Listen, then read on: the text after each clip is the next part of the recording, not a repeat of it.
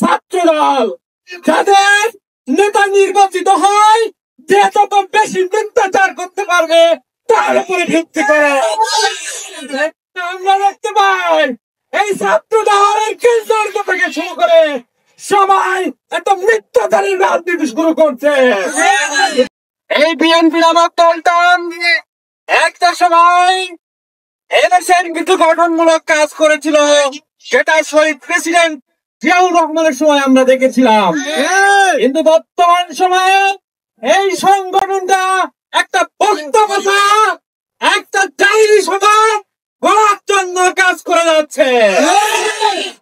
আমরা কি দেখলাম 5 তারিখের পরে সকল সংগঠন গুলো এদেশকে গঠনমূলক কাজ করার জন্য প্রতিযোগিতা করছে, কিন্তু এই বিএনপি আমার বাস্তবতা দলটা 5 তারিখের পর থেকেই তারা টেম্পো স্টল দখলের রাজনীতি শুরু করছিল, আমাদের রাজনীতি দখল শুরু করছিল। তারা বর্তমান সময়ে কোরআনের উপরে হামলার রাজনীতি শুরু করছে। আমরা তাদেরকে বলতে চাই, তোমরা কি ইসলাম বিরোধী শক্তি হয়ে উঠতে চাও? তোমরা যদি ইসলাম বিরোধী শক্তি হিসেবে নিজেদেরকে গড়ে তুলতে চাও, তোমরা জেনে রাখো আমরা ইসলামের পক্ষের শক্তি হিসেবে গড়ে উঠতে চাই।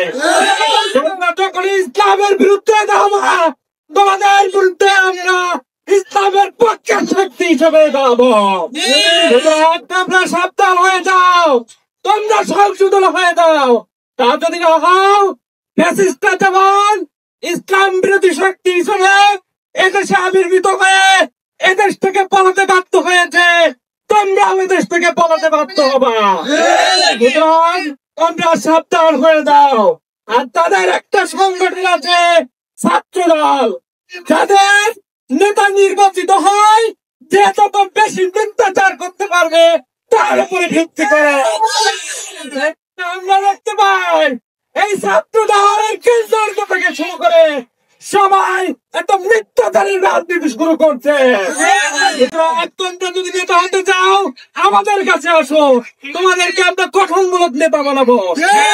মিথ্যাচারের নেতৃত্ব তোমরা গ্রহণ করো না। এবং এদেশের ছাত্র সমাজ, এদেশের 8 কোটি সমাজ, এদেশের মানুষ আর চায় না ইসলাম বিরোধী কোন শক্তি এদেশের সংসদে আসুক। এদেশের মানুষ আগামী দিন নির্বাচনে তারা ভোট দিয়ে প্রমাণ করবে এদেশের কোন কোরআনের বিরুদ্ধে কোন শক্তিকে ধরা যায় না। সুতরাং আমরা স্পষ্ট জানাই দিতে চাই, এই যে কোরআনের বিরুদ্ধে যারা হামলা করছে, এই মসজিদে ছাত্র শিবিরের উপরে যারা হামলা করছে, তাদেরকে দ্রুত বিচারের আওতায় আনুন। তাহলে ছাত্র শিবির যদি হুঙ্কার দেয়, তোমরা বাড়াবার জায়গা পাবো না।